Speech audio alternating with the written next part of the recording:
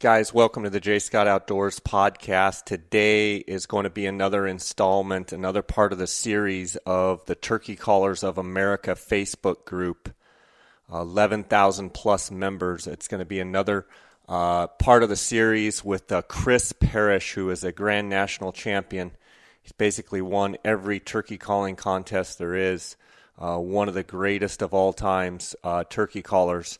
And you're going to get to hear him for a little over an hour answer questions on Facebook, demonstrating calls and talking about setup and talking about all sorts of stuff with turkey calling and turkey hunting. And it's just an unbelievable opportunity. I want to encourage you guys, if you're turkey hunters, whether you've been hunting a long time or whether you're just starting, to get on Facebook and go to Turkey Callers of America and join that Facebook group. It was started by Scott Ellis out of Florida, who's also a turkey calling champion, and they've been kind enough to let me use the audio. Scott gave me permission to use the audio and be able to feature some of the greatest callers of all time, both old and new, some of the new up-and-comers, and some of the what I would call old-timers, and I say that with every bit of utmost respect. So you guys are going to enjoy this. Also, want to bring you up to speed. The Desert Christian Archers is having a spring turkey hunting seminar. Dar Colburn and I did the seminar last year in partnership with the NWTF and the Desert Christian Archers. That is going to be on March 21st at Calvary Church down off I-17, and it's down there right kind of between Cactus and Thunderbird, I believe. We're March 21st. I don't know the time yet. I think it's probably roughly around 6 o'clock. They are also doing a Gould's Turkey Hunt raffle. Dar Colburn, my partner Dar Colburn, and myself with Colburn and Scott Outfitters and GouldsTurkeyHunt.com have partnered with Desert Christian Archers to do a Gould's Turkey Hunt raffle. So for $10, this is for a 2018 hunt with Dar and I down in Sonora, Mexico. And if you want more information about our hunts, you can go to GouldsTurkeyHunt.com. That's GOULDS, GouldsTurkeyHunt.com, or Colburn and ScottOutfitters.com. To purchase your $10 raffle tickets, you can go to desertchristianarchers.org/raffles/turkey hunt. And for $10, you can buy a raffle ticket, and they are going to be drawing the winner of that hunt March 21st. So about a month away. Here in Phoenix, Arizona. Love to have you guys attend, and it's always a great time. We're going to have a question and answer session. Dar and I are going to talk a little bit, and we're going to also show a bunch of video and a bunch of photos, but we're going to have a question and answering session, so bring your questions, and we will try and answer them the best we can. Also, going to try and figure out a way to bring that to you on the podcast as well. So, go to desertchristianarchers.org /raffles/turkey hunt and get your $10 raffle tickets. I want to thank Desert Christian Archers and the National Wild Turkey Federation for allowing us to put on that seminar. Guys, you're really going to enjoy this episode. Got a lot of feedback from the prior episode where I had Billy Yargis answering questions on this Turkey Callers of America Facebook page. And I've got a bunch more great callers coming, so just stay tuned. I want to thank each and every one of you for your support of this podcast. Just overwhelmed every day by the emails and the Facebook messages and the direct messages on Instagram from you guys, the supporters, the listeners. Just have a huge loyal following, and I just want to thank you for that. And we're getting pretty close here to the 2-year anniversary of the J. Scott Outdoors podcast, and we've bounced over 4 million downloads for the 2 years. We're not quite at the 2-year mark yet, but just last month was my highest month of downloads, and I just want to thank each and every one of you for your support. Want to encourage you too, if you love the podcast, please tell your friends about it. And also, if you would, go on iTunes and give me a rating, give me some positive comments, give me some feedback, and I really appreciate that. It helps our placement on iTunes. If you want to send me an email, you can. I'd love getting the emails. I love answering questions and trying to help anybody out. So jscottoutdoors@gmail.com. You can also follow along on Instagram @jscottoutdoors and my business Facebook page, J. Scott Outdoors on Facebook. Guys, let's also give a shout out to my sponsors, Go Hunt Insider. If you use the J. Scott promo code when signing up for the Go Hunt Insider, you get a $50 KUIU gift card automatically. Go Hunt Insider is the best resource for Western States hunting, whether it's draw odds, harvest statistics, you name it, strategy, draw articles. It's an incredible resource, and new things are being brought online at Go Hunt Insider every day. And Lorenzo and his team there, Chris Porter, Brady Miller, their team just does a phenomenal job. There's some real exciting stuff that can't really announce yet, but some incredible stuff coming. So go ahead and give them some love, and do yourself a favor and become a part of the Go Hunt Insider.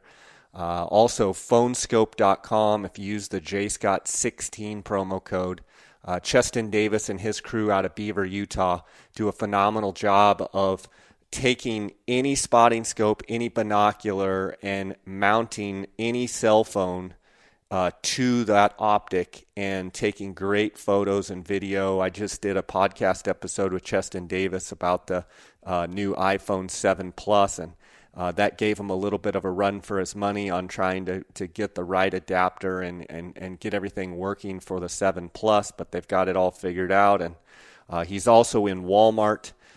So there's 3,600 stores, I believe, across the country, and PhoneScope is in Walmart. But if you use the JScott promo code when you go to phonescope.com, you're going to get it's JScott16, excuse me. If you use that promo code, you're going to get a 10% discount. Also, Outdoorsman's, the Optics Authority, Cody Nelson and his group at the Outdoorsman's there in Phoenix. They are the Optics Authority. Anything you want to know about optics, anything you want to buy, call them. They are experts with anything glassing, anything optics.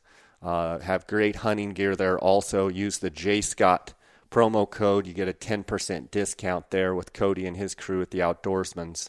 Guys, I want to just thank Facebook, Turkey Callers of America Facebook group, Scott Ellis, for letting me feature this great audio, and there's going to be some other great turkey callers coming. So I'm headed to the National Wild Turkey Federation convention in Nashville. If you're going to be there, send me an Instagram message or email. I've already got a bunch of followers and listeners of the J. Scott Outdoors podcast that I'm going to be meeting with.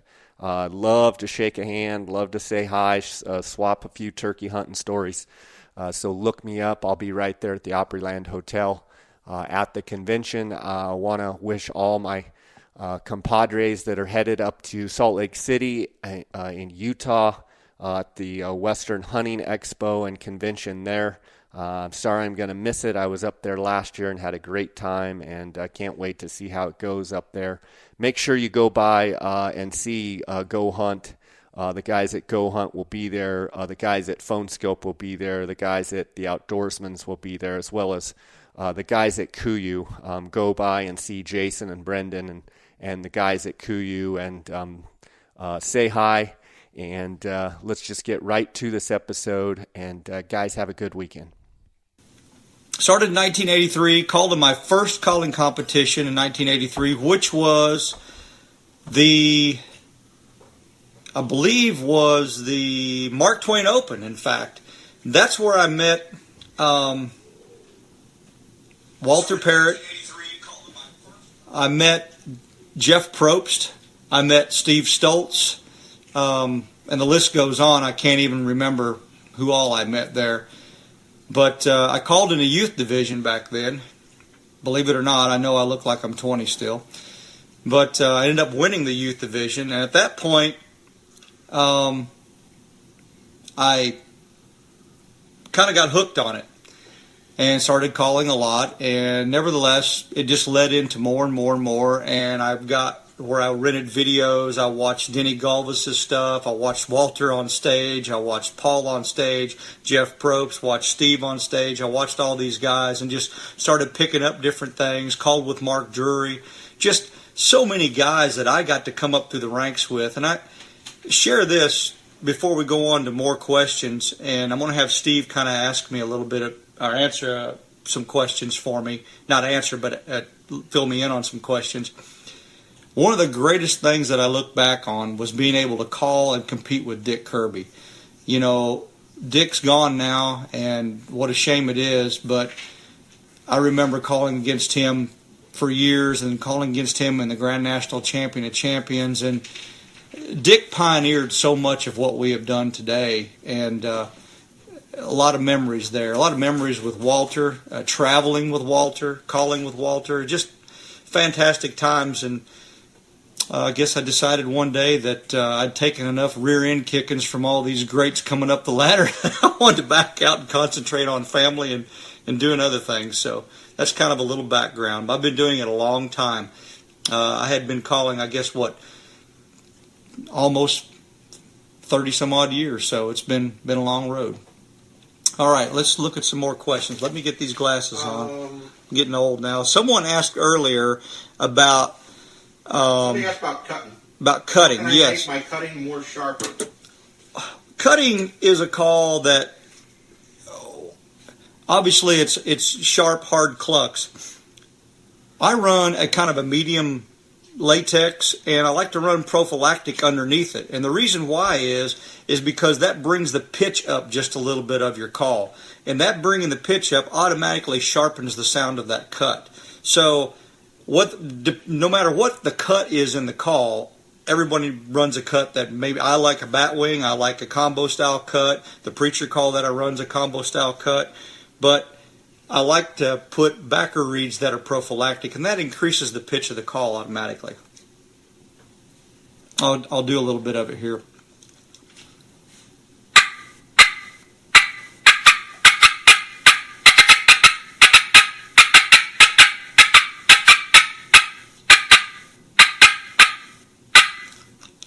Very demanding call. I'm surprised that actually came out with no mistakes, but that's how I get the sharpness in my cuts. Anything else here, Steve? Let's see. I'm slow. I'm scrolling down. I'd like to hear sharp. I'd like to hear on sharper cuts, multiple cuts. So just expound real quick on how you're making the call recover so quick. That comes with tons and tons and tons of practice.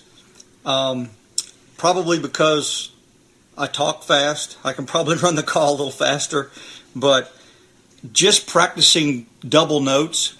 You hear a hen cutting, most of the time she's kind of what I call tick-tock cutting. So she's buck, buck, buck, buck, buck, buck. I learned to just increase that and make it faster and put that in 2 and 3 and maybe 4 sequence cuts. So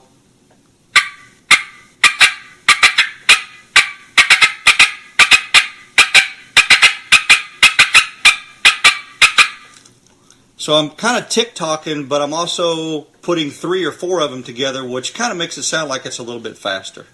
Bill Weaver wants to know, how much do you call, or lack thereof calling, do you do when you're out in the turkey woods? That's an excellent question, because I think the one thing that most people do when they become very, very comfortable with their calls is they tend to call a little more and a little aggressive in certain situations. I have learned over the years that calling less frequent and trying to be as realistic and as pure and clean as I possibly can, and I'm not meaning by making mistakes, but calling like a live turkey, seems to be more consistent of calling that turkey in and being more successful in the woods. I don't call a lot to a turkey, but I also take his temperature, and if that turkey is willing to give me, I'm probably going to call to him because I love to hear him gobble. That's why I'm out there. I love to hear them gobble. And so if they're going to let me call to them and they're going to gobble and they're going to keep coming, I'm probably going to keep giving them a little bit. But more often than not, especially these eastern birds, I tend to back off my calling and just give them enough to go on and make them come look for me. I hope that answers your question. Alrighty. Let's see here. How about calling a bird across water, say a large creek or river? Michael Kyle.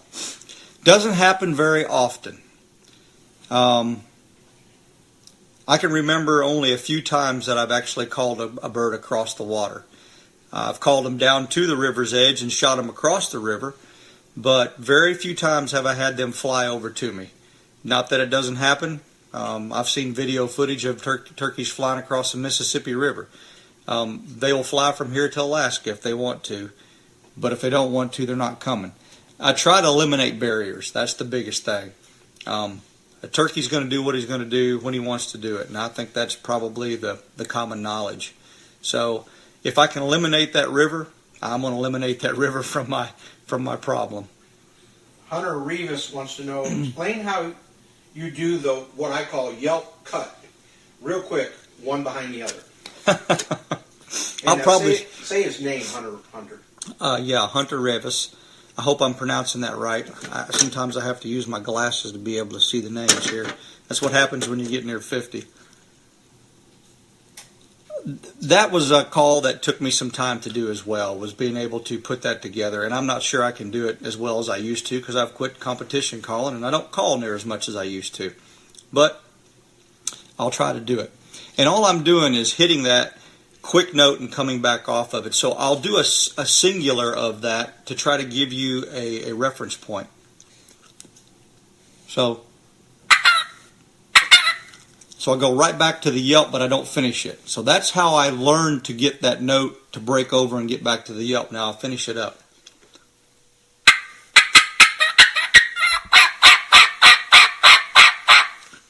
I hope that made sense to you. But practicing those in singular motion, so to speak, and then learning to put it together is the best way that I learned. I couldn't never put it together like that without practicing doing it singular and then being able to put it together.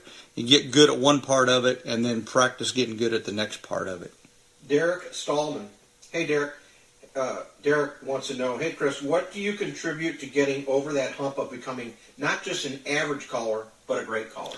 Great question, Derek. Practice and listening to live turkeys and going to contests and listening and watching the guys perform on stage. You know, I was very blessed to have masters of the sport up there that were, in my opinion, still the greats of today. Walter Parrott, Paul Butsky, Denny Galvis. Watching how they put calls together and how they work the stage, how they present the call to the judges is very, very critical. And I think probably things have changed a little bit today, but they haven't changed. There's still a lot of the same stuff going on. I think back in that day, we didn't have time limits. We weren't pressed for time, so calls probably were more natural than they are now, sounding, in my opinion, more realistic as far as the rhythms and the way they're put together because we weren't rushed. Not to say that, you know, Matt Van Sice and some of the other guys put calls together, Billy Yargus, fantastically because they've learned to take their time and put it together. But I think feeling rushed has a tendency of making us call too fast. Listening to live turkeys. It's great to listen to another caller and say, wow, that guy sounds like a real turkey. But real turkeys will teach you how to call and teach you how to put calls in sequence And that is the most critical, absolutely the most critical part of your calling, is learning to call in the same sequence, in the same manner that real hens do. Whether they're yelping, plain yelping, assembly yelping, excited yelping, doing it like they do is, in my opinion, when I started going over the hump, and then putting that together in a great program and practicing that program in the off season time after time till you could literally do it with your eyes closed. That's very, very critical. And I would practice in front of a mirror and practice in front of a camera. Nowadays you've got your phone to do that with, until I was mistake-free, totally mistake-free. And when you can do that consistently on your own, then you can do that consistently up on stage. David Logan says, and folks, you just all heard the best in the business. Well, David, I appreciate that. I'm a long way from that these days, and I don't know as I ever was, but just glad to have had my time on stage and my run on stage, and I was very, very blessed and fortunate to have won and done what I've done. So it's gotten me to where I'm at today. Who would have thought turkey calling? Of all crazy things, God gave me the talent of turkey calling. Why couldn't He give me the talent of playing a guitar or something? Golf. Amen to that. Absolutely. Brian Elkins would like to know, how do you feel about decoys? Yeah, Brian Elkins, how do you feel about decoys? Do they always help, or do they hurt you sometimes? I'm not the biggest decoy fan in the world. Absolutely, they have their place, and I certainly think that they are phenomenal, especially when you're taking a kid or you're bow hunting. And they're great, especially for those guys that maybe feel a little bit less about their calling, and maybe they haven't had a lot of experience in the woods, and so they don't know when to move, what to move, where to go, what to do. I think decoys definitely have their place. I love to hunt without them because I still love to go in there, get on an old oak ridge, call to a gobbler, and yelp him up on that old oak ridge, strutting to me by himself, thinking that that's a real hen without any distraction. However, when I hunt an open field, when I hunt an area that I've got multiple gobblers in that are henned up, a lot of times I'll sneak in there with a gobbler decoy or a multiple of decoys, and that's the trick. So I'm not against using them. I just don't use them all the time. And I think you need to be real critical about when you use them. Early season, when turkeys are kind of bunched up, they're still vying for that dominance. Definitely the strut and gobbler decoy mixed with maybe a Jake decoy and some hens, excellent, because they're in that dominant mode. They want to figure out who the boss is. They're going to come in there and try to do something. As the season progresses, a lot of times I'll go to just a Jake or a hen, or a Jake and a hen, and maybe at the end of the season I might go back out for a strut and gobbler decoy or just a hen decoy. It all depends on, one, how good a hatch we've had over the last few years, how many Jakes we have out there. I'll give you this bit of advice. Using a decoy in the woods, especially if it's very thick, when you set it up, the problem is a lot of times the turkeys don't see it until they get close to it. And when they get really close to it and that decoy is in front of them immediately, it has a little scare factor to them. Secondly, if you've had a tremendous Jake hatch, or tremendous hatch, and you've got a lot of Jakes, I find sometimes using a Jake decoy in that situation is not the best, simply because those Jakes will oftentimes run a gobbler or two off, and when they do that, that gobbler is shy about coming into that Jake. So I'll kind of weigh those options. None of what I say is 100% because turkeys are turkeys, but it's just something over the past 43 years of turkey hunting that I found as a general rule for me works the best. Ken Jones says, "What's up, dog?" And Ray I joined. Ray I, one of the greats in the industry, and we still have not hunted together, so that's going to have to change real quick. Ken Jones says, "What's up, dog?" I see Mr. Angie and Carrie Terrell got us a bunch of big beards. Got us a bunch of long beards for us in Georgia this year. Need to come bust some. Definitely will try to make that happen. That would be a blast. I've never killed the Georgia gobbler. I've hunted turkeys in 32 states, but that's one state I haven't hunted them in. That's probably Carrie Terrell. It is. I'm sure it is. Angie's his wife, by the way. Emily Lauren Oliver, how do you compare the style of calling from back when y'all and my mom called to how we call now? I like that, y'all and my mom. Hello, Emily. Probably the way the calls are today compared to what they were back in those days, not that they're much different in some styles of cuts, but back then they were just figuring out the cuts and calls, making them raspy. A lot of clear calls were made then, triple reeds, double reeds, 2.5 reeds that had no cuts, or they had an inverted V cut or something like that. So the, batwing style cuts, the combo cuts, cutter cuts. I know Paul Butchke was one of the first in the business to come out with a cutter cut. Those calls weren't really at their peak of development, and so there wasn't a lot of raspy calling. The style of calling, I think through listening to live turkeys, people like those that I've mentioned, really perfecting the sounds, probably has changed as it's progressed. It's like a lot of other things. You look at the bow. We started off with a recurve. A lot of people still hunt with a recurve. I think they're phenomenal. I wish I was good enough to hunt with one. But then came the compound, and then the compound gets better, and every year there's those little minor improvements.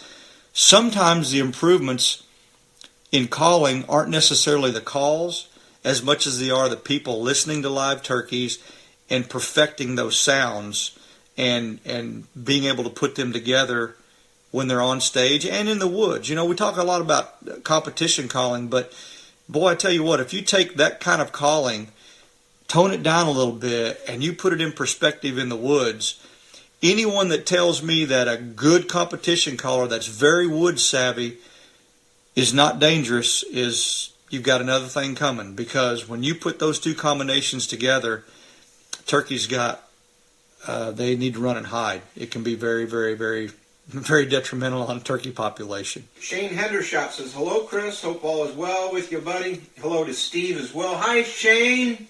Shane, good to see you. Saw you live the other night for a little while. Actually watched it a little bit today. He says, can you talk a little bit about calling to hens? I've discussed this with folks several times and would like your take on it. Thanks for your time, buddy. Calling to hens. Calling to hens, it can be, to me, it can hurt you and it can help you. It just depends. Sometimes you find hens that are absolutely aggressive and they answer you and they come looking for you. And you find those that are in that mood where they'll answer you a little bit, but they just kind of move off. What I do when I'm trying to take the temperature or call to hens that have gobblers with them is I start off very, very soft and, I try to take their temperature and figure out what mood they're in. A lot of times you can soft call to a hen or a multiple of hens that have gobblers and have the same reaction as if that hen is aggressive and cutting to you. I may start off with soft yelps, clucks, and purrs. If those hens are answering it and they're answering me soft and they're coming, I'm going to just keep giving that same stuff. If I hit them a little more aggressive and those hens come back aggressive and we keep answering back and forth, I'm going to keep doing the same thing. I think calling to hens is a lot like calling to a gobbler, at least what I've found. Being able to take that temperature and find out the mode of those turkeys, the mood and what they're going to do is critical and is key to being successful of calling those hens in and bringing that gobbler in when they're with the hens. I try not to get too technical with it because they're just out there being turkeys, and sometimes they're going to respond and sometimes they're not, and sometimes you're just going to have to change setups, and sometimes you're just going to have to find another turkey. I've got a question here by Bill Weaver. I have a really difficult time with mouth calls. Only use a slate right now. What call would you recommend me trying to get to use a mouth call? I would recommend a double reed. Now, obviously I'm with Night and Hail, but double reed call is a fantastic call. They are, in my opinion, much easier to manipulate and use than a single reed call, simply because you've got a longer reed and a shorter reed, and as you apply tongue pressure, the longer reed becomes part of the call, and as you drop your tongue pressure off, the lower reed does. It kind of automatically gives you that high-low without manipulating the call. Whereas a single reed with one reed may not require quite as much air pressure, but it takes more manipulation to make that reed get to the high-low. So a double reed call by far is the best call to learn on. Todd Johnson wants to know, after the diaphragm call, what's your next favorite type of turkey call? Man, I love all of them, but I'm going to have to say a glass call. Glass call is absolutely my favorite when it comes to a friction call, and I'm never going to have a turkey vest without it. I like a glass for several reasons. One, I can palm that call and I can get soft on it. Clucking Purrs. But I can open that call up and I can get loud and aggressive. I can do anything on that glass call I want to. And I also like it really well because matched with a waterproof striker, that call is pretty much impervious to weather conditions. It's kind of that combination of best of all worlds as a friction call for me. So that's going to be my next favorite call, will be a glass call as far as turkey hunting. However, I think a box call may have some of the most pure turkey sounds in it that there is. And when you learn to run a box call properly, I think there's nothing sounds more real than a box call. This happens to be a little higher pitch, louder box call. But the sound is built right in. It's very easy. You learn to run that rhythm, and a box call is hard to beat. Richie Miller wants to know if you can borrow the yelp, I'm assuming back when you were yelping with your mouth. Yeah, you can have that all you want to, as long as I'm sitting in the tree next to you. And I probably need to be doing the shooting, and he'll understand what that means. Chris Walls. Love you, Richie. Chris Walls wants to know, can you show the read on your tube call and do some calls? I just joined. Sorry if you have already covered tube calling. I have not covered tube calling, and I do not have a tube call sitting here with me, and I totally apologize for that because that is one of my favorite calls. I can certainly run and get it real quick and come right back, and I'll do that as I get later in the show. If you'll stay on long enough, I will definitely do that for you. I will not forget. And Steve won't let me forget. He's like an elephant, so. Let's see here. Wayne Smith wants to know, what area of USA do you really love hunting? Oh, my gosh. Are you talking elk, sheep? No, you're talking turkey, I understand. Wow, there's so many great states to turkey hunt in. If I had to put my finger on, and I'm from Missouri, and of course Missouri was one of the great states, and still is a great state. But if I had to put my finger on one state that I truly, truly love, is Kansas. Because you get a little bit further west, you can hunt Rios and some hybrids. You get right up to the east part of it where it kind of joins in with Missouri, and you're hunting easterns.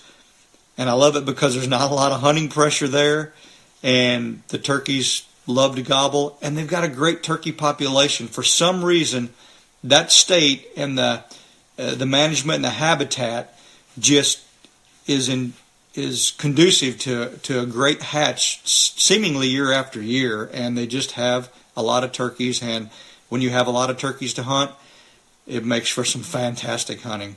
So that's my number one state. Hunter Berkeley wants to know, have you ever got a slam? Yes, I have. I've gotten several slams in my life. I've been very fortunate to do that. And was very fortunate that many of the turkeys that I harvested on those slams were with the NWTF after winning some titles. So I've been very blessed to hunt all over. I've hunted California. I've hunted way up east, Vermont and other places. I just love hunting different areas and the different culture and the different ways people do it, different terrain.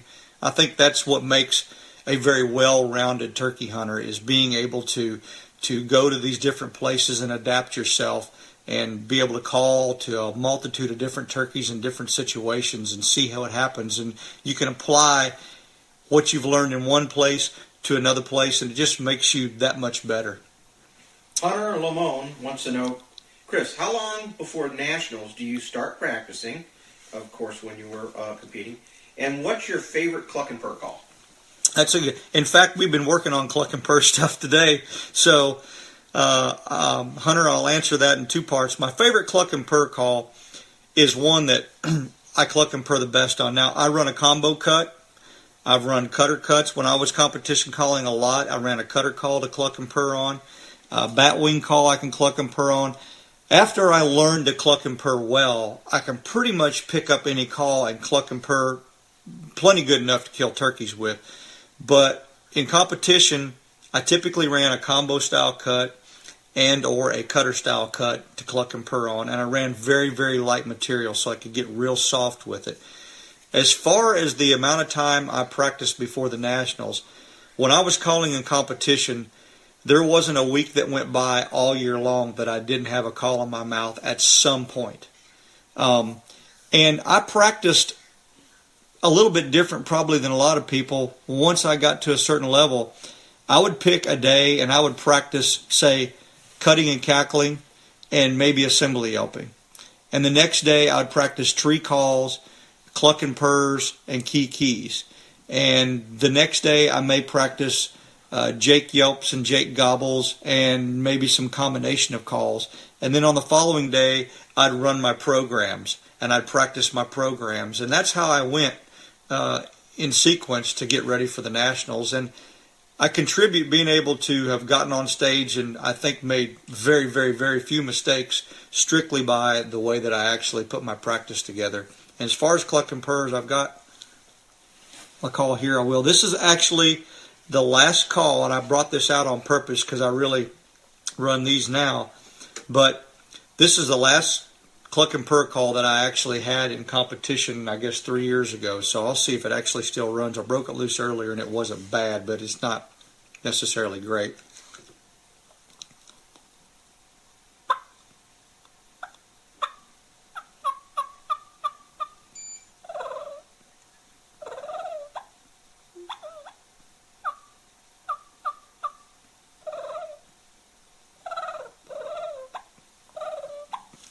I wish I could have purred that easy in competition. No pressure here today. That's awesome. Thanks, Hunter. Jason Conrad wants to know, what do you contribute the fall and numbers of calling contests to? Oh, Jason, I know we've actually had this conversation a lot, and many of us callers have. And I tell you, if I had to put my finger on probably one thing that was a downfall to calling competitions, has been all the instructions that are available on things such as YouTube and the other social media sites. There's so many ways to obtain information on calling and hunting and different things today by just clicking on your computer. I know when I was coming up through the ranks as a caller, one of the ways that people learned was going to calling competitions. They would corner people like Steve and Walter and Paul Butsky and Ray I and those guys, and not only were they wanting to listen to them call, but they were asking them a million questions about what they were doing to be successful hunters.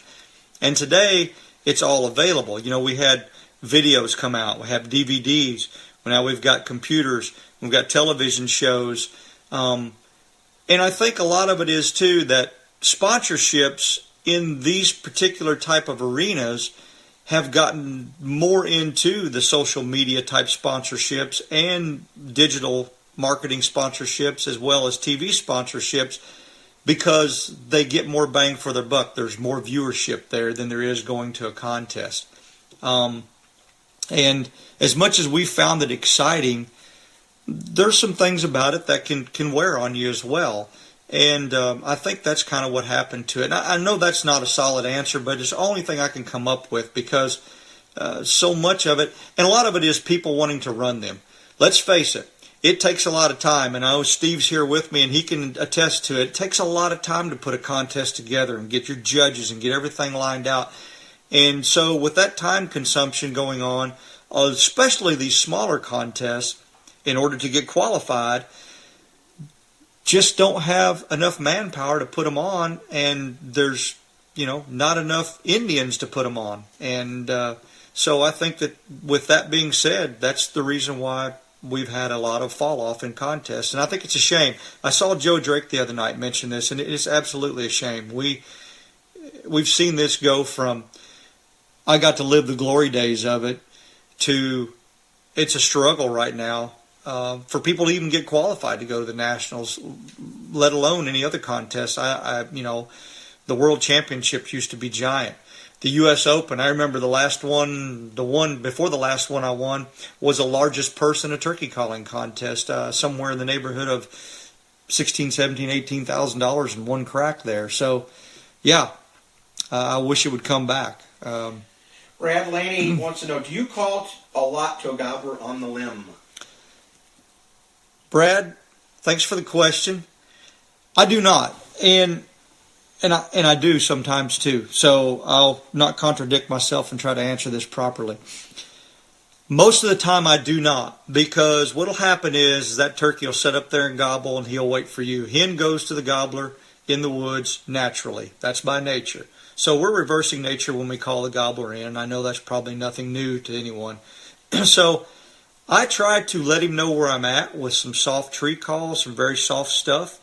And if I know he responded to me, I will typically shut up and let him make the next move and get on the ground before I start spitting fire at him a little bit and see what goes on. Now, if he's roosted with hens and those hens are starting to get vocal, and I fear that this may go south on me,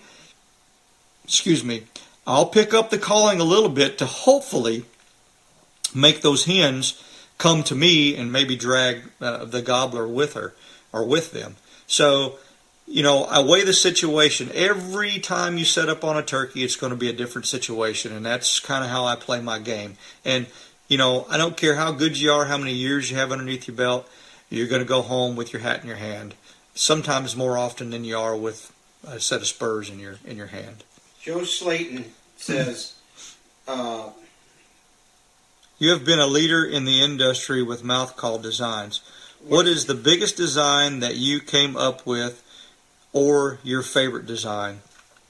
Joe, I appreciate you saying that, and I don't know as I was ever a leader in mouth call designs. I've cut them up to the point where it looks like the dog got a hold of them and chewed them up. But probably my overall favorite out of all of them is I've got a modified bat wing cut and I've got a combo cut that I like. And the critical part of those two style calls is the centering of everything and the openings of everything. And that to me is what makes calls really critical and how they run consistent. So those two type of calls would probably be the two calls that are my always go-to calls, and my favorite calls, and probably the ones that I prefer to work with. If that answers your question, I hope I didn't short you on that. Emily Oliver wants to know your take on a Jake Yelp, please. Obviously, demonstrate. I'm trying to get mine put together. Okay, I got to put on these readers because I cannot see anything anymore and make sure I get the right call. And I think that's it. So let me get this where it actually will run. Jake Yelp, gobbler yelp, I've heard gobblers and jakes alike yelp just like a hen. I've seen big gobblers come to me just like a hen, yelping 90 mile an hour. But obviously, when we think about a jake or a gobbler, we think about a slower rhythm. We think about a turkey, especially on a jake, that is learning to call. So not everything they do is absolutely perfect. And I like to put it together with, if you can, a little combination of a gobble in there if you can, if you're using a mouth call. But just slowing your rhythm down and thinking about a little bit of a pleading quality. I don't know how many people have heard a jake yelp or calc, if you will, when a gobbler drums. Sometimes if you think about that and try to put that in sequence, maybe not quite as harsh, but that's what I think about when I do a jake yelp. So I'll try to demonstrate a little bit.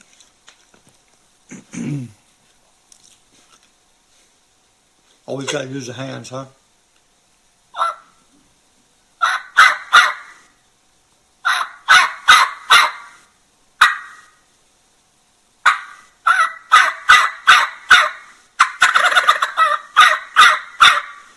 Something of that nature. A little bit of pleading, a little bit of excitement. Might even throw a little whistle in there where I'm...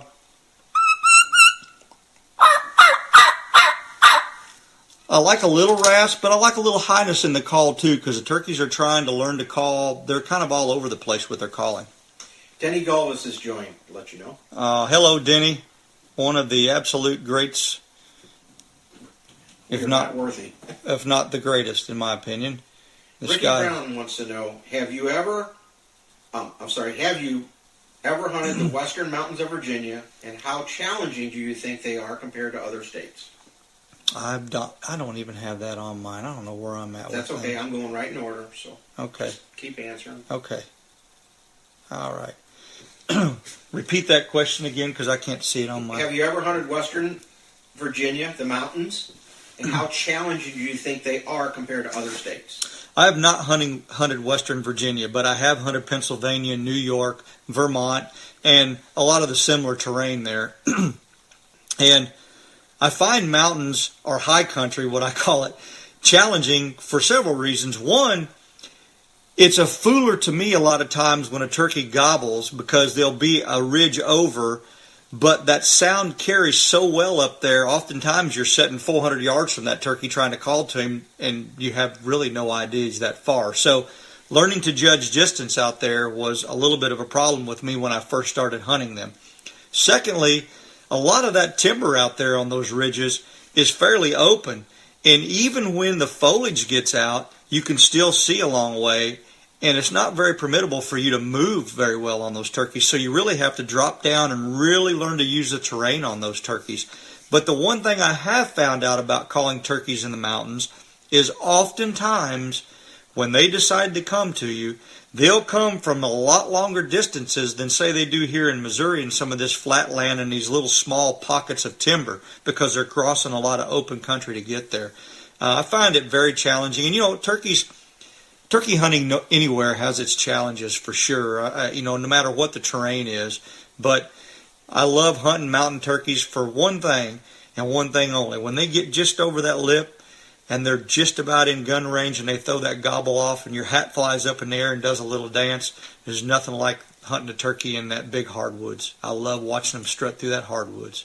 Scott Ellis, in your opinion, does realistic calling kill more turkeys, and please explain why? I think that's a cinch yes. Realistic calling helps kill more turkeys. Take nothing away from woodsmanship. I think woodsmanship is absolutely a necessity, without question. And woodsmanship only comes through time in the woods and learning. We could sit here for 6 hours, and trust me, I haven't eaten yet, so I can't do that. But I'm not going to teach you what you need to know, and no one is, really and truly, unless you're out there experiencing it. So you have to be experiencing it to develop woodsmanship and make mistakes and screw up. But I think if a guy practices his calling and gets comfortable, even if he only learns how to do a little bit of cutting, some good clucking and purring, some soft yelping, some mediocre yelping, and meaning, some good yelping, but it's a little louder pitch yelping, and learns how to put those particular calls together like real turkeys do and present them, no matter what your woodsmanship skill, you're going to get response. And as you refine your woodsmanship skills through experience, you're going to be more successful. I learned to call really good, far better, quicker than I learned to be a good woodsman. And so I would call turkeys in, but I'd run them off, spook them, do stupid stuff.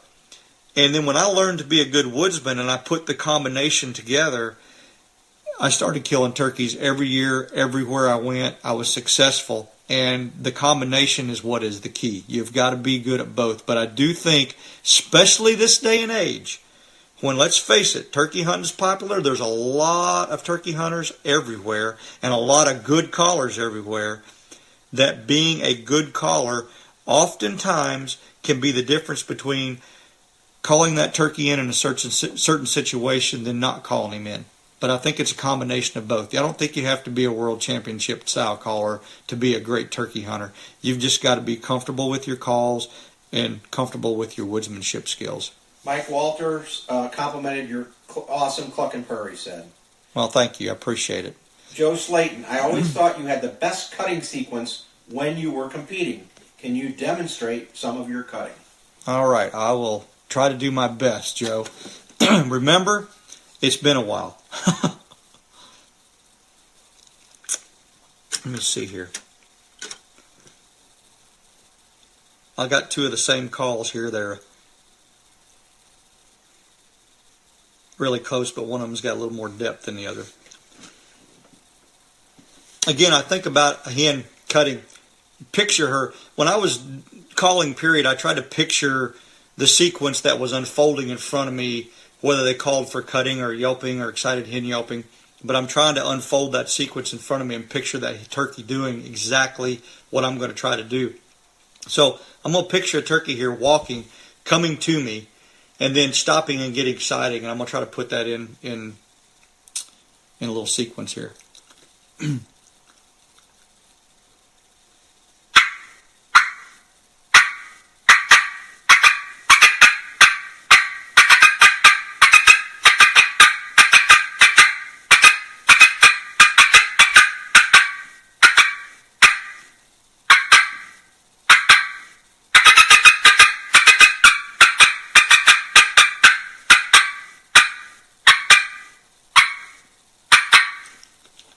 So when you see I speed it up a little bit, of course the call got a fuzz high there, but I'm thinking about that hen kind of pausing and you've called to her and all of a sudden she blasts back at you, getting real excited, scolding you and continuing to come to you. So Donnie Williams wants to know what's your take on extremely warm winter we're having, and does that put us at a disadvantage this spring in the turkey woods?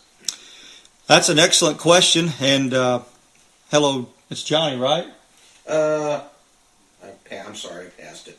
You got to keep up better, Steve. Well, I read the question. It's Donnie. Donnie, okay. Williams. Thanks for the question, Donnie. That's boy, I've watched a lot of springs come and go, and obviously, everybody says daylight hours is the biggest key on the breeding sequence, and I can't disagree with that because that's scientific. However, warm weather it kind of speeds things up, in my personal opinion, and I think that there could be a twofold situation here.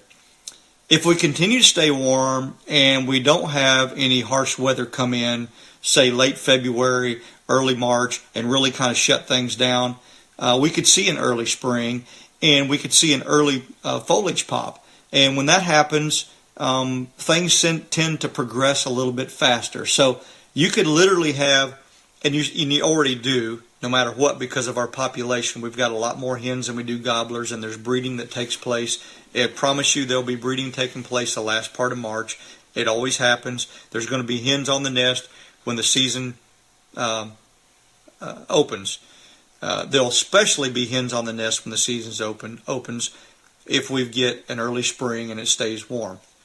And it will progress things to the point where your first week or so, you'll probably have turkeys absolutely wearing themselves out gobbling, trying to find those hens that are already nesting.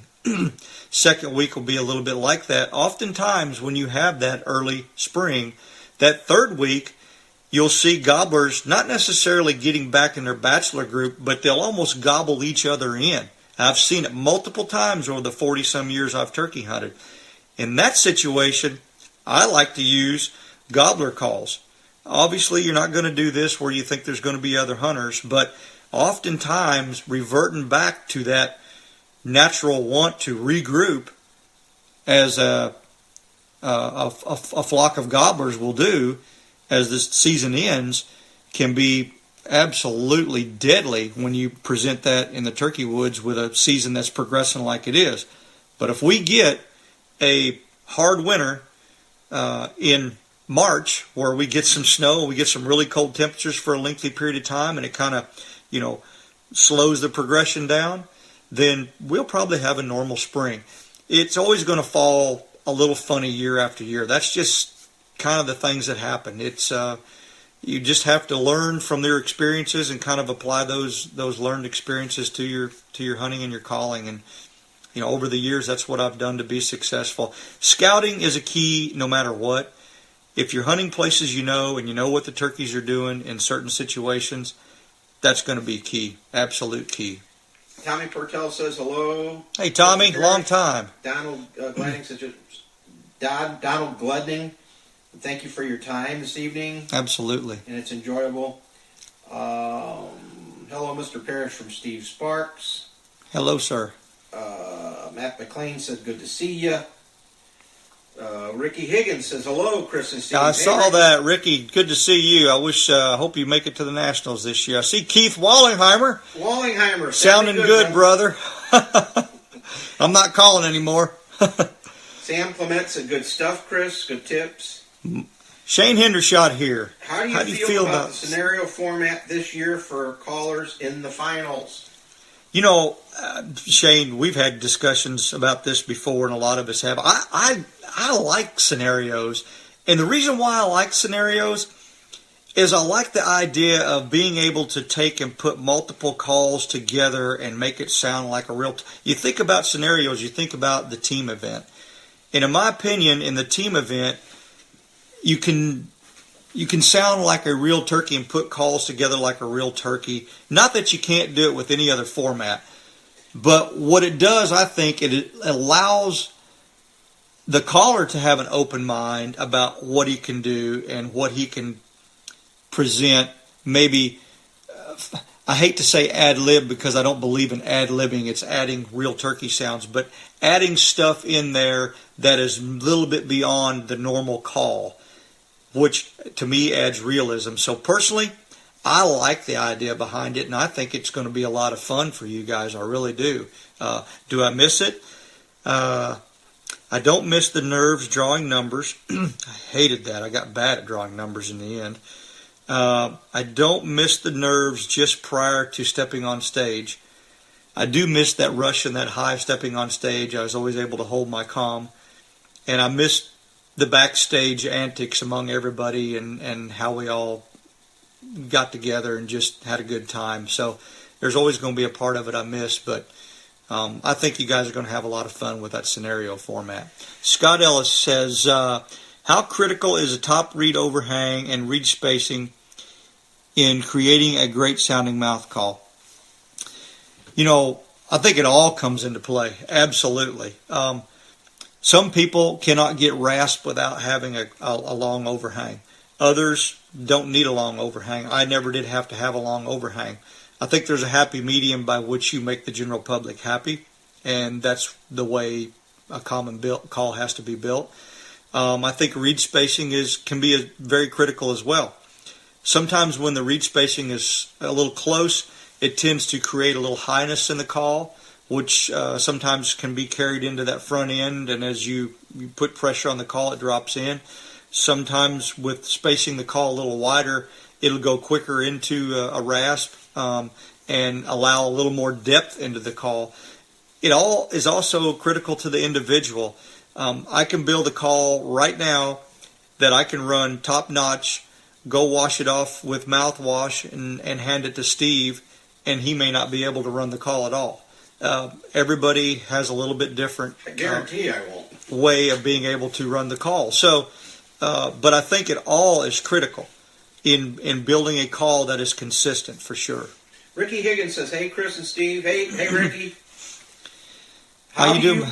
How do you compare stage calling versus in the woods, for example, length of yelping sequence, volume, etc.? See you in a week, he said. Ah, good. He's going to make it. Very good. You know, that question's been asked a million times, and it's still a great question. And like I said earlier, I think good competition callers that can apply their learned knowledge in the woods are, man, they're dead on turkeys, absolutely. But I think that oftentimes, if you don't listen to live turkeys and think about what they're doing, we as competition callers tend to call too much and elongate our calling too much. You know, when you hear a hen calling, most of the time, they don't go a long period of time when they're calling. Now, they'll do that when they're excited. Assembly yelping sometimes in the fall, or you get a flock of turkeys that are calling back and forth to one another, and two flocks are joining. There can be just a multitude of sounds there. But when you think about that spring-type sequence, you don't hear a lot of just constant calling. Volume, I think, has always been critical, and I think anyone that's known me over the years knows that I never did call with a ton of volume. Two reasons why. One, I always blew lighter reeded calls because I could control them, and I learned to control them very early on. And two, when you hear a hen calling, to me, when she's 100 yards away, she doesn't sound much different there than she does when she's right in your lap. And she can control her own volume, just like people can. She can call out or she can call soft. But I think there's a volume in by which you can be so loud and so obnoxious that regardless of how good it is, it kind of has a tendency of weighing on the unrealistic side. And so I think keeping that volume to the realistic side and keeping your sequences to the realistic side is critical, and I think that's the best way to be real successful in the woods. Ken Jones wants to know, do you think that late season gobblers gobbling each other in has more to do with them hoping the other guy has a hen than it does with them wanting to group back up? I think you kind of hit on that earlier. I think it's 6 one, half a dozen the other, but I think it's a little bit of both. They know when it's over. They know when they've gone 4, 5, 6 days and Missy, Jenny, and Joanne are not available anymore. I mean, they know that. They understand that. They look around and see them. There may be that straggler that loses a nest that comes back out, and there's a little pocket, what I call pocket breeding, little pockets of breeding going on. But for the most part, they know when it's over with. And I think that, one, they know that they're going to be joining back up, and two, they're still a little bit in the mode, so they're still gobbling a little bit. And I think if you just think about how to work those birds with implementing some gobbler calls, along with maybe some light hen calls, you can find yourself in those situations being real successful. But I think it's a little bit of both. I mean, and it's going to be what you see go on your property. If you've done a good job of scouting or you're real familiar with what's going on in and around the property that you're hunting at that time, you'll be able to know kind of what their take is on things. Devin Duncan says, thanks for taking the time to do this. Absolutely. Shane Henderson says, me too. It's going to be one-man team show. Thanks for your time and answers, buddy. Absolutely, Shane. Andrew Moore. Hey, Andrew. Biggest tip for a young caller getting ready to hop on a stage in Grand Nationals one time. Only been to Grand Nationals one time. See you in the Music City. Well, it's like Walter Parrott put it to me a long time ago. You've got to get stage time. The most important thing that I think helped me over the years before going to what I call the big stage was getting plenty of stage time. Being able to go to smaller contests, and I know there's not very many available. And as I started getting later in my years of calling, was about ready to quit calling, if I found myself traveling further and further trying to find a contest to go to. I know it's Steve and I and several others, Steve Morgenstern and many, we jump in a vehicle and drive 8 hours to go to a contest that might have paid $300 just to get stage time, just to get up on stage and work your calls and kind of work those nerves out. So I recommend you doing that if you can. If you can't, get your dad and your family and whoever to get in front of them and call to them. We used to have little get-togethers here where we'd call to each other and record it and critique each other. And that's critical too. You're still a little bit nervous. You still have that same kind of feeling as you do when you climb on the stage. Those things are really, really critical. And now that you're only a week away, just don't get in your head about it and don't overcall. I see so many people a week from it get in their head and they blow their calls and they start going slightly tone deaf and not hearing really what they're doing, and they start wanting to change and make all these great changes when in reality, if you back off of it, you call a little bit today and a little bit tomorrow with different calls. You hear yourself, you're not overdoing it, your calls still sound the same, your hearing's still the same. Just don't get into your head about it. And that, to me, is probably the most critical thing, is just not getting into your own head about it. Shane Hendershot says, I'm done calling for a bit as well. Might come back in a few years. You never know. We need to do the two-man team. Get in line, Shane. Well, Shane and I have been talking about this a little bit, but we haven't done it yet. But yes, I'd love to do more two-man teaming with everyone. I love that particular contest. It's just hard for me to get the time to do much practicing and putting a sequence together. But maybe I won't get too old or lose a little bit of my touch where I can still get out there and do it in a few years if you're still interested. So. Yeah, anybody that wants to do some team calling, I'm willing to step up there and try it one time with whoever wants to try to do it. Devin Duncan, when working a hung-up gobbler and you get the vibe that he is a dominant bird, do you hit him with a gobble? And if so, what sequence would you hit him with if you do decide to gobble at him? Huh.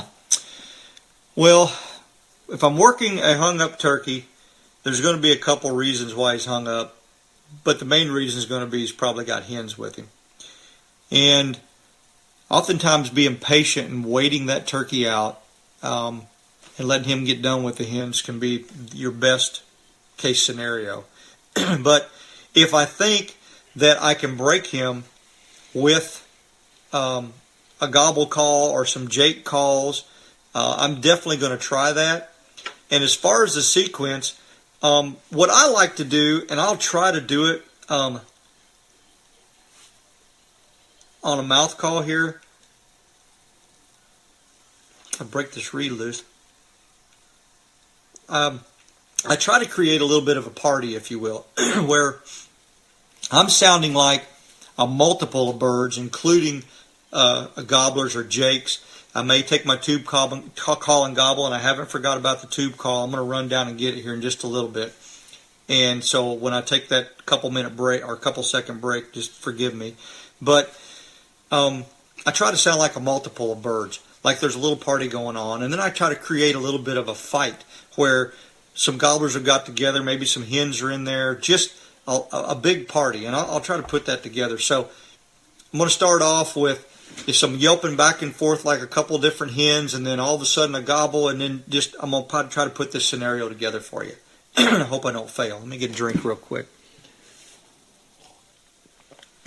It's like being in a contest there.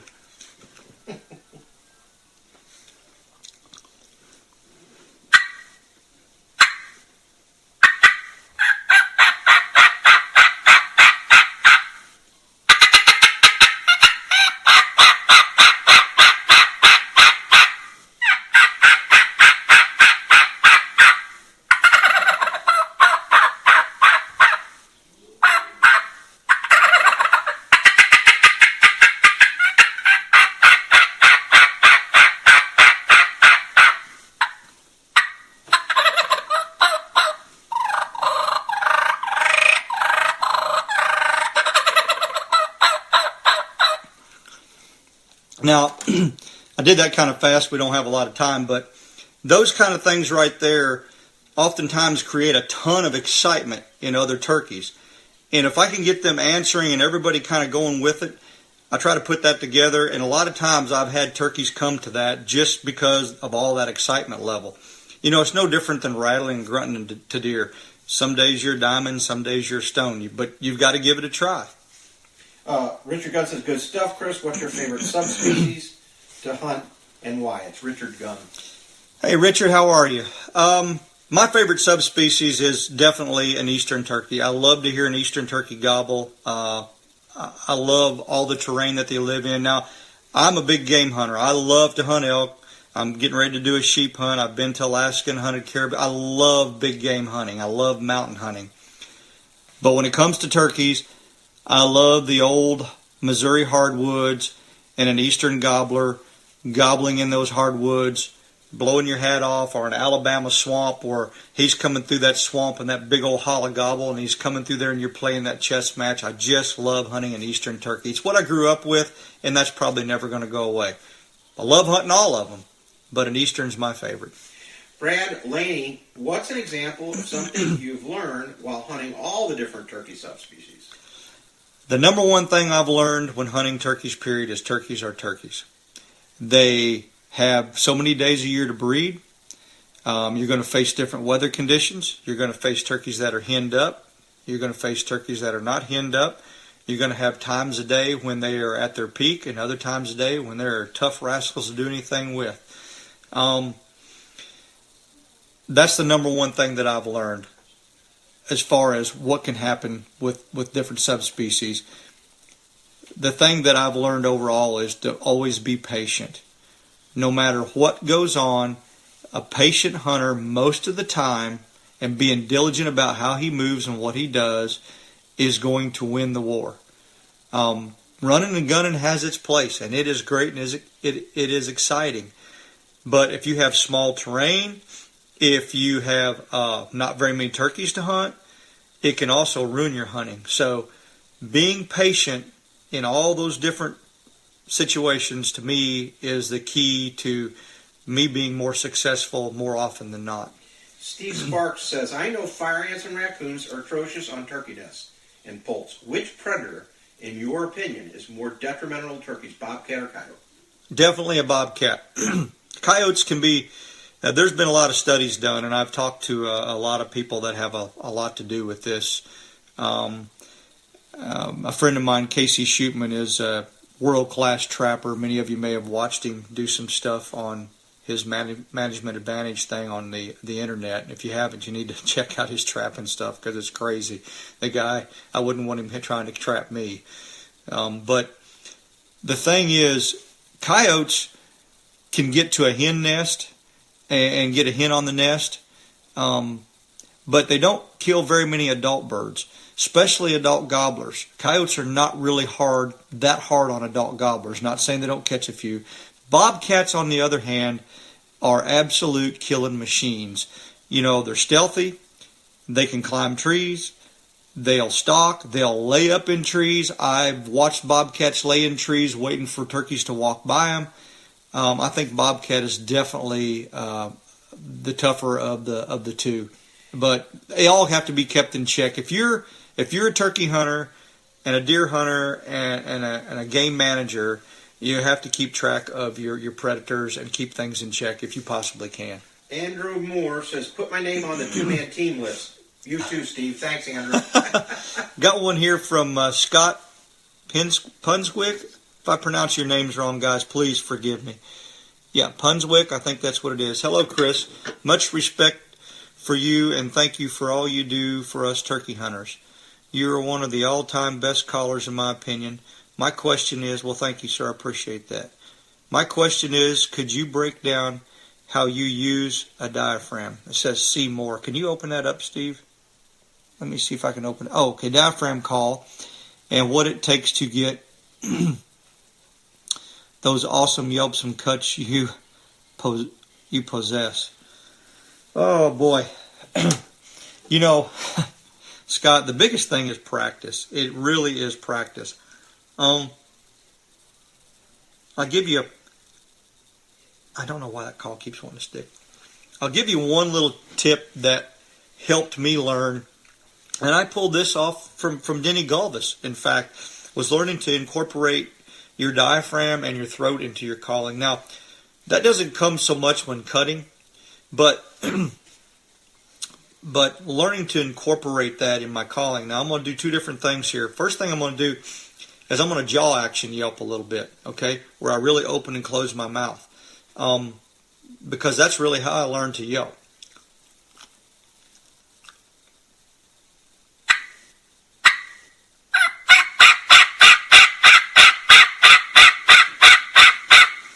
While that sounds really good, I guess it does. It may not sound really good to you guys. If I incorporate my diaphragm into that and I shorten that down a little bit, take a little bit of jaw action out of it, I can get that nasally tone and that sound that hens have coming out of them in a natural way. Because if you watch a hen call, her beak's moving and her body's kind of bouncing a little bit.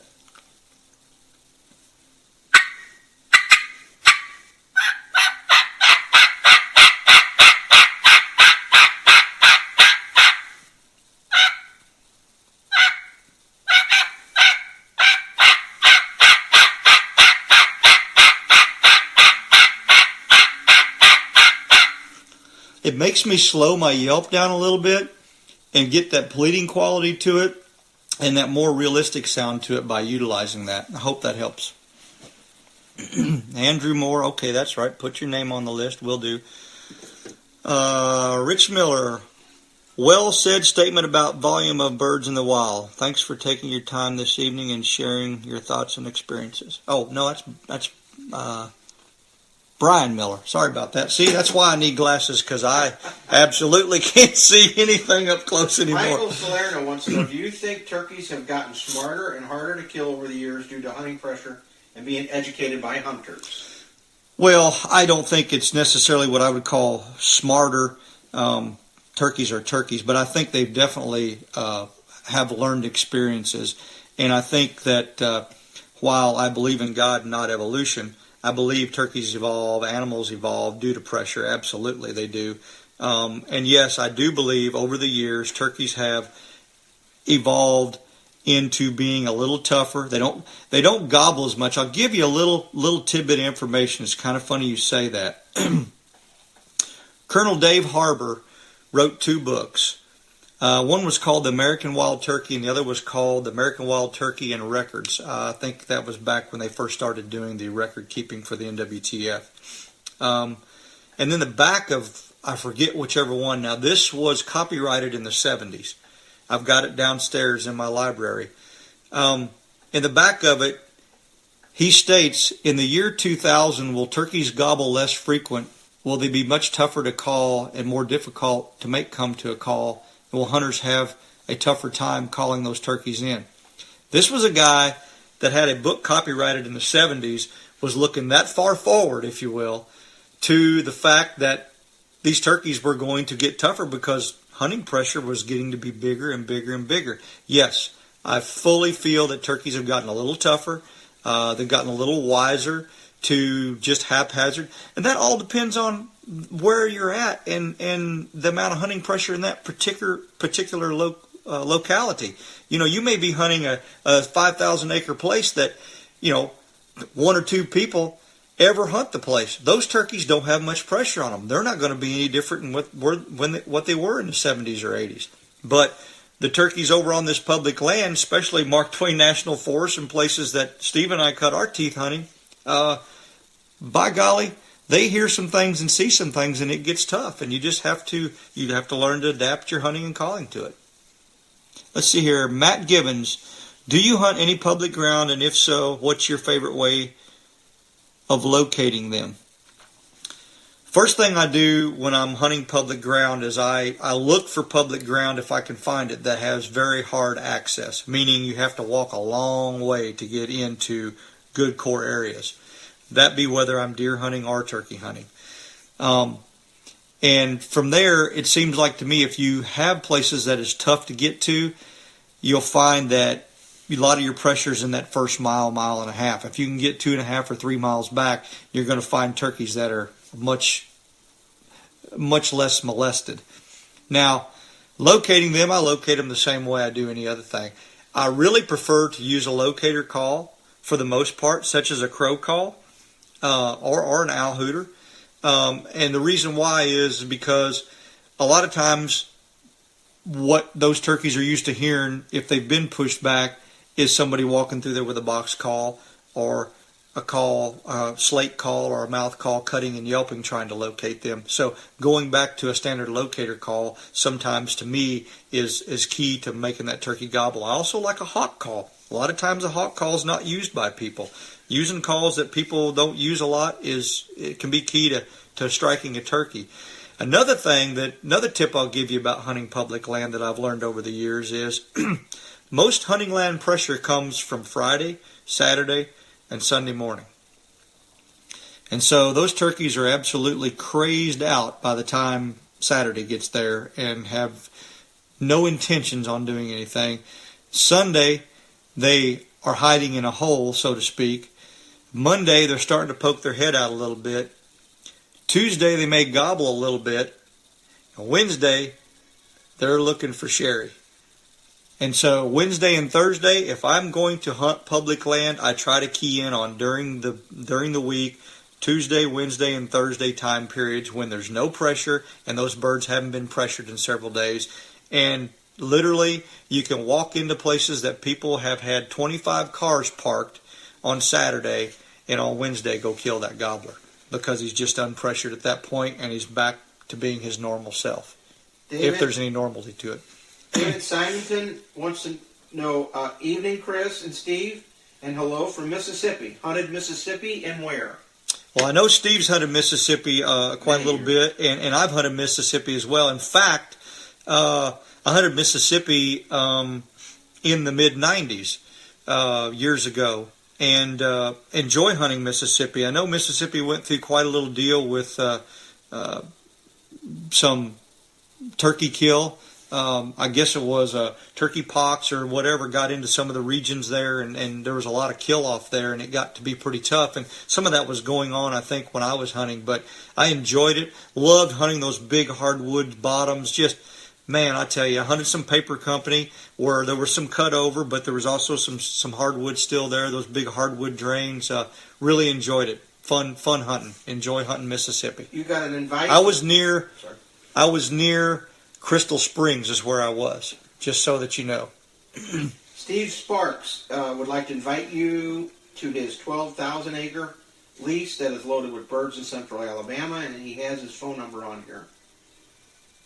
Write that phone number down. And Steve, I'm on Facebook. If you will friend me, if we're not friends, you can friend me and private message me. I would love to. I'm in Alabama a lot. Let's see here. Michael, let me get these glasses on again. Salerno, Michael Salerno. Do you think turkeys have gotten... Oh, that's the one you already asked. I'm way behind. Kevin I'm far. Patrick wants to know, hello, Chris and Steve. Hi, Kevin. Do you think it is harder to win the Grand National Calling Contest now than it was 20 years ago? Or do you think that it is still even ground once you reach that level in calling? Well, the one thing you have to keep in mind, 20 years ago, you still had the same amount of really tough callers. And so with that being said, yes, it was as hard to win 20 years ago. In fact, many of the same callers winning today were calling 20 years ago. So, yes, it was just as hard to win. Maybe in some sense, a little bit harder, and I'll tell you why. Here's the deal. Back then we had more callers in the preliminary round of the Grand Nationals, if I'm recalling right, and many times we had 60 callers. Those 60 callers would be split up into two rooms, meaning 30 in one room and 30 in another room. You had to call to make the top 6 in one of those rooms, and then move on to the big stage. So, in a lot of ways, it was tougher, simply because there were more callers, there was more chances of you not getting chosen, whether you called good or not. And I'm not going to say it was tougher. I'm going to retract that a little bit. It was just as tough due to the circumstances. And the calling, in my opinion, for the day and time was just as good. And I'll promise you, Walter Parrott sounded more like a turkey then than ever. And I think today, if he practiced and he got himself back to where he was when he quit calling, meaning stage comfortable and ready to roll, he could compete and win today. Billy Yargis hasn't changed his calling in years. Still calls phenomenal. Gets out there and wins. Matt Van Syce, Shane Hendershot, Joe Drake still winning calling contest. I think that it's... Old Fat Boy sometimes. Yeah. Old Steve still wins some contests. I think it's just a matter of you have a lucky day and you have a non-lucky day. And I saw something from Rich Miller that says I'm supposed to be working Tuesdays through Thursday. You know, our season ends at 1 o'clock. I get more work done between 1 and 4 than most people do all day. All right. David Wax says sounds awesome and a lot of good information, sir. George Sloan says, hey, Chris, thanks for going live. Do you have a favorite turkey gun?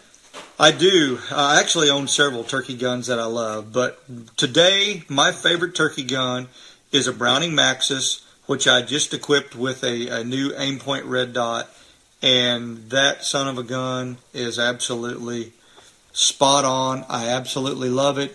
And the way turkey guns shoot today, and I shot a beaded sight for years, and tried to shoot a scope, and it just didn't work for me. I went to an aim point. The aim point is phenomenal. I can shoot both eyes open. I can adjust the light. It makes me put that tight shoot and choke when I'm shooting something up at 20 yards. I'm able to dial that in just like a rifle, because let's face it, those 20-yard targets, they're a hole this big with a little residual around it. And that's my favorite turkey gun today. It's lightweight, functions great. That's my favorite turkey gun. Dave Constantine just joined. Hello, Dave, the greatest carver in the world. Love you, Dave. Let's see here. Jordan Sloan. Hey, Chris. Thanks for going live. Do you have? We just did that one. Great Let's see. advice. Eric Mayo. Great advice. Thanks for sharing your wisdom. Thank you, sir, for joining. David Simonton. Thanks for a great evening of insight and tips. God bless. Be safe. Good luck this spring. Now go eat. I guess we're done. Well, it is 7:18, and time has absolutely flown. Guys, I absolutely appreciate your time and your questions, and I apologize if I didn't get to anything. But I tell you what I'm going to do on my Facebook page tomorrow, because I didn't get the tube call. I'm not going to do it tomorrow. I'll do it tonight. If you will, okay, I've got 3 or 4 people talking about tube call. So, Steve, step over here. Show your ugly mug long enough for me to go get the tube call. It's me again. I'm the only one that's been on twice in one season. But I'm out here. We just filmed a round of safety tips to cover from my fall on November 5th. As you know, I fell out of a tree, limb snapped, broke my back, my leg, and my rib. I'm recovered almost 100%. Go back to work in 2 weeks, so all is fine. So what we did is we went out to the tree that I actually fell at and filmed the limb that snapped. We filmed safety tips. Chris now has, of course, a tagline in the tree. But we wanted to do just a strong message for my show, Buckman, for Season 3, about how important it is to be tagged in all the way up the tree and all the way down. Always be tagged in. So that's what I'm out here doing right now, and just so happens Chris is on tonight. And he's just went to get a tube call, and he'll get back with you. I'm here. Right here. I made it. Picked it up. I used the new Nightingale tube call. We designed it a little bit longer with a slight flare instead of like the goose flare that we had on. And I use a medium piece of latex. Our calls come with a heavier green, which is really suited great for gobbling. But lighter one, you can do it all on. And I like to use my calls to cut and yelp on. So we'll get a little bit of this going here. So I have cuts in my tube call reeds to produce the rasp, and you're basically just kind of, there's a lot of different ways you can do it, but it's kind of I'm just kind of blowing into the tube call and making the sound. I'm going to cut a little bit and yelp.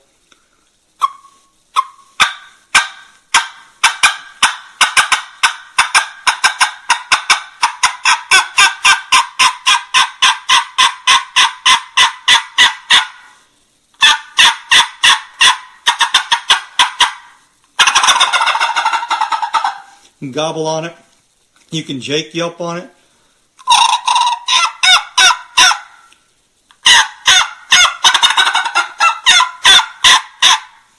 I wouldn't be caught in the turkey woods without a tube call. It is an excellent call, and not a lot of people use them. So with that being said, I think it's a call if you have in your arsenal. Some of those turkeys that you can't strike or you can't get to respond, a tube call can be the trick. All right. I think all right, guys. But we got to wrap it up, I think. There's more people joining, but we're at 7:22. Scott, thanks for allowing me to be a part of this. Hopefully we can do this again. I think there's just a whole lot of things that we can do even added to this. So, guys, have an awesome evening, and God bless you, and hopefully we'll see most of you at the Grand Nationals. Good luck, safe hunting. Make sure your press